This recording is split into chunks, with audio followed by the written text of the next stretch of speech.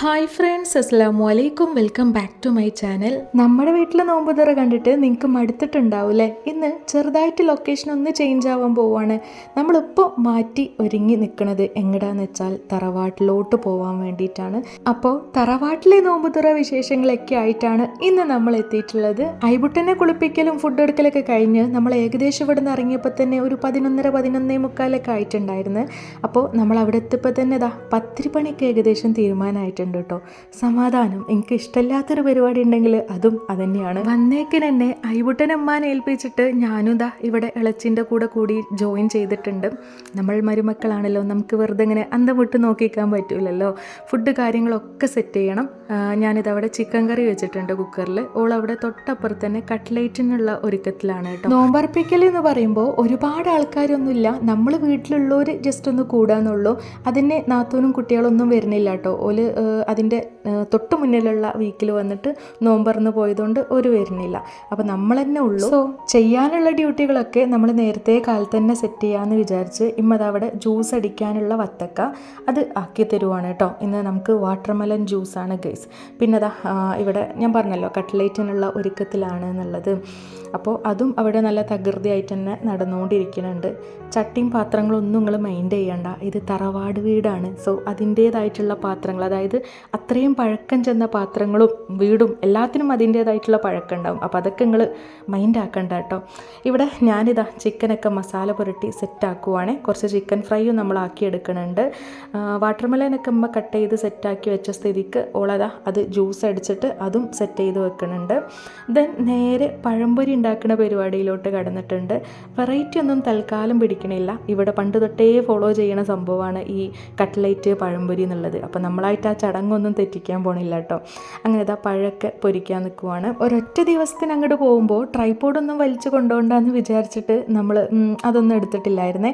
അതുകൊണ്ട് തന്നെ ഈ ഒരു വീഡിയോക്കകത്ത് നിങ്ങൾക്ക് മൊത്തത്തിൽ നല്ല ഷെയ്ക്ക് ഫീൽ ചെയ്യും. നമ്മൾ ജസ്റ്റ് ഇങ്ങനെ കയ്യിൽ ഫോൺ പിടിച്ചിട്ടാണല്ലോ വീഡിയോ എടുക്കുന്നത്. അപ്പോൾ അതിൻ്റേതായിട്ടുള്ള ആ ഒരു ഷെയ്ക്ക് എന്തായാലും ഉണ്ടാവും. അപ്പോൾ ട്രൈപോഡ് ഇല്ലാത്തതുകൊണ്ട് തന്നെ എനിക്കൊരു ചെറിയ ടെൻഷൻ ഉണ്ടായിരുന്നു, എങ്ങനെയപ്പോൾ ഇതൊക്കെ എടുക്കുക എന്നുള്ളത്.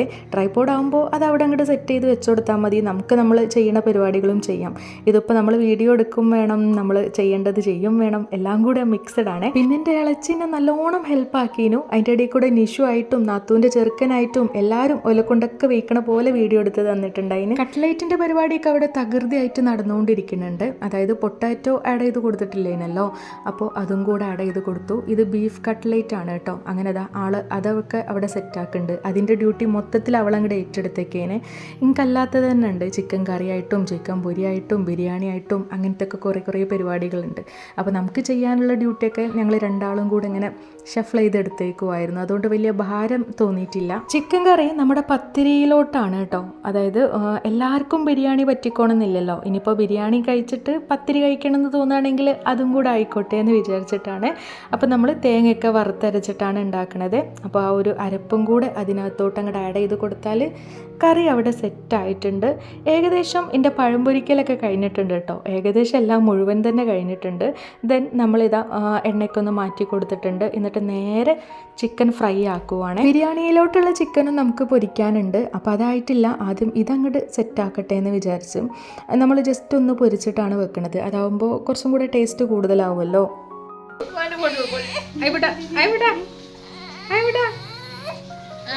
എന്റെ പ്രശ്നം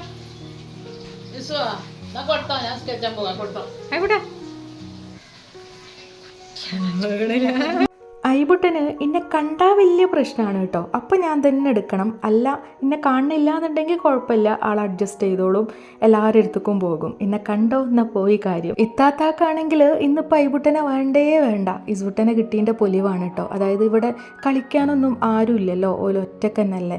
അപ്പോൾ അവനായാലും അതായത് ഇസുട്ടനായാലും നിഷുവിനെ കണ്ടപ്പോൾ ഭയങ്കര സന്തോഷമായി. എൻ്റെ ചിക്കൻ പൊരിക്കൽ കഴിഞ്ഞേക്കിന് തന്നെ ഞാൻ ഐബുട്ടനൊക്കെ ഒന്ന് ഉറക്കി കൊടുക്കാൻ പോയിട്ടോ. അന്നേരം ഇവിടെ കട്ട്ലേറ്റ് പൊരിച്ചുകൊണ്ടിരിക്കുവാണ് അവൾ. ഞാൻ പറഞ്ഞല്ലോ അതിൻ്റെ മൊത്തത്തിലുള്ള ഡ്യൂട്ടി ആൾക്കായിരുന്നു എന്നുള്ളത്. അപ്പോൾ ഐബുട്ടൻ ഉറക്കാൻ പോണതിൻ്റെ മുമ്പ് തന്നെ ഞാൻ ഇവിടെ ജസ്റ്റ് തീയൊക്കെ ഒന്ന് പിടിപ്പിച്ച് സെറ്റാക്കിയിട്ടുണ്ടായിരുന്നു നമ്മുടെ ബിരിയാണിക്കുള്ളത്. ചിക്കൻ ഫ്രൈഡ് ബിരിയാണി അതാണ് കേട്ടോ. അപ്പോൾ തീയൊക്കെ ഏകദേശം തീയല്ല വെള്ളമൊക്കെ ഏകദേശം തിളച്ച് സെറ്റായി വന്നിട്ടുണ്ട്. പിന്നെ അരിയൊക്കെ ഇട്ട് കൊടുത്ത് അരിയും ക്യാരറ്റും ഒക്കെ ഇട്ട് കൊടുത്തിട്ട് അത് അവിടെ കിടന്നങ്ങടെ ആയിക്കോളും. അത് ഒട്ടും വേവില്ലാത്ത അരിയായിരുന്നേ. പെട്ടെന്ന് തന്നെ എന്താ പറയുക, നമ്മൾ വിചാരിച്ചതിനേക്കാളും കൂടുതൽ വെന്ത് കിട്ടിയിട്ടുണ്ടായിരുന്നു. അപ്പോൾ ചോറ് അവിടെ കിടന്നാവുന്ന ടൈം കൊണ്ട് തന്നെ നമ്മളിത് അവിടെ മസാല കാര്യങ്ങളൊക്കെ ഒന്ന് സെറ്റാക്കി എടുക്കുവാണ്. ഇത് വലിയൊരു കുണ്ടം കൊടുക്ക ആയതുകൊണ്ട് തന്നെ എനിക്ക് അങ്ങോട്ട് എത്തണില്ല. ഗ്യാസ് മേലും കൂടി കൊടുക്കാൻ അങ്ങോട്ട് വെക്കുമല്ലേ. ചിലപ്പോൾ പണ്ടൊക്കെ ഞാൻ പലയൊക്കെ ഇട്ടിട്ട് കയറിയിരുന്നു കേട്ടോ. ഇപ്പോൾ പലയൊന്നും ഇട്ടിട്ടില്ല തൽക്കാലം. എനിവേ ബിരിയാണിയൊക്കെ അത് അവിടെ സെറ്റായി തുടങ്ങിയിട്ടുണ്ട്. നമ്മൾ ലാസ്റ്റ് ആൻഡ് ഫൈനൽ കുറച്ച് ഗാർണിഷ് ചെയ്യുന്ന പരിപാടി ഉണ്ടല്ലോ, അതും കൂടെ ഭംഗിയായിട്ട് ചെയ്തതിന് ശേഷം ദം ചെയ്യാൻ വേണ്ടിയിട്ട് വെച്ചിട്ടുണ്ട്. കണൽ കാര്യങ്ങളൊക്കെ ഒന്ന് സെറ്റ് ചെയ്ത് കൊടുക്കണം. പിന്നെ ചെറിയൊരു വെയിറ്റ് കൊടുക്കണമല്ലോ. തൽക്കാലം നമ്മുടെ കുത്തമ്മി ഉണ്ടല്ലോ അതാണ് വെച്ച് കൊടുക്കണത്. എന്നാലും ഈ ഒരു അടുപ്പത്ത് വെച്ചുണ്ടാക്കുന്ന ആ ബിരിയാണി ഉണ്ടല്ലോ അതിനൊരു പ്രത്യേക വൈബ് തന്നെ ഇക്കാരം. ഐബുട്ടനാണെങ്കിൽ ചെറിയൊരു പൂച്ചോർക്കേ ഉള്ളേ. ബിരിയാണി ഉണ്ടാക്കലൊക്കെ കഴിഞ്ഞപ്പോഴേക്ക് തന്നെ ആളെണീക്കുകയും ചെയ്തിട്ടുണ്ടായിരുന്നു.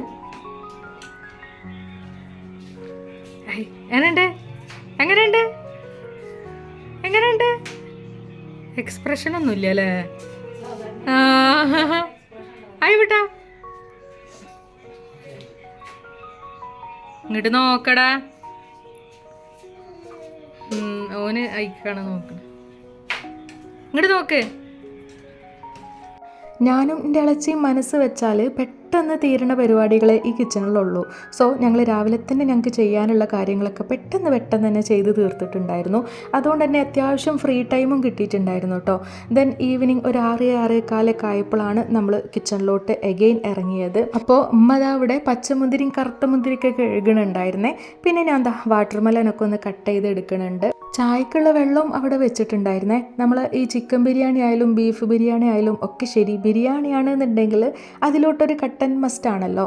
സോ അതും അവിടെ അങ്ങോട്ട് സെറ്റ് ചെയ്ത് വെച്ചിട്ടുണ്ട്. ഇതെല്ലാം സെറ്റ് ചെയ്ത് വയ്ക്കണ പോലെ വീഡിയോ ഒക്കെ നമ്മൾ മാക്സിമം എടുക്കാൻ നോക്കിയിട്ടുണ്ട്. ബട്ട് ലാസ്റ്റ് ആൻഡ് ഫൈനൽ ആ ഒരു ഫുഡ് കാര്യങ്ങൾ സെറ്റ് ചെയ്യണ ആ ഒരു മെയിൻ ഫോട്ടോ ആൻഡ് വീഡിയോ അതെനിക്ക് ഭംഗിയായിട്ട് എടുക്കാൻ പറ്റിയില്ല കേട്ടോ. കാരണം ഉമ്മാൻ്റെ ഒരു ബ്രദറും കൂടെ നോമ്പറക്കാൻ വന്നിട്ടുണ്ടായിരുന്നേ. അപ്പം നമ്മൾ അതിൻ്റേതായിട്ടുള്ളൊരു മടി ഉണ്ടാവില്ല, എന്തായാലും അവിടെ പോയിട്ട് എടുക്കും. അങ്ങനെ ബാങ്കൊക്കെ കൊടുത്തു. അവരൊക്കെ അവിടെ ഇരുന്ന് നോമ്പ് തുറന്നു. നമ്മളിതാ ഇവിടെ ഇരുന്ന് നോമ്പറക്കാണ്. അല്ലോ ഇത് കൊഞ്ചാണ്.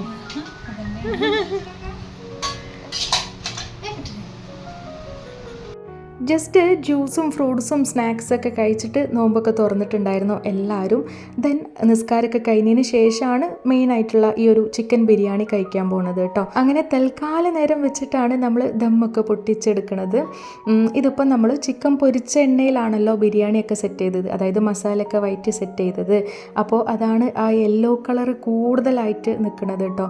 അല്ലാണ്ട് റൈസിൽ നമ്മൾ യെല്ലോ കളർ ഒട്ടും ആഡ് ചെയ്ത് കൊടുത്തിട്ടില്ല. മഞ്ഞപ്പൊടി എന്ന് പറഞ്ഞ സംഭവമേ നമ്മൾ റൈസിൽ ആഡ് ചെയ്ത് കൊടുത്തിട്ടില്ലായിരുന്നു. ബട്ട് ചോറൊക്കെ ഉണ്ടാക്കി വന്നപ്പോൾ അതാ നല്ല മഞ്ഞച്ചോറായിട്ടുണ്ട്. തറവാട്ടിലെ നോമ്പുതുറ വിശേഷങ്ങളൊക്കെ നിങ്ങൾക്ക് ഇഷ്ടമായിട്ടുണ്ട് എന്നുണ്ടെങ്കിൽ എല്ലാവരും മറക്കാണ്ടൊന്ന് ലൈക്ക് ചെയ്യണേ. നിങ്ങളുടെ അഭിപ്രായങ്ങളൊക്കെ കമൻറ്റ് ബോക്സ് വഴി എന്നെ അറിയിക്കുകയും കൂടെ ചെയ്യാം. അപ്പോൾ ഇൻഷാ അല്ലാ നമ്മുടെ വിശേഷങ്ങളൊക്കെ ആയിട്ട് നമുക്കിനി നെക്സ്റ്റ് ഡേ കാണാം.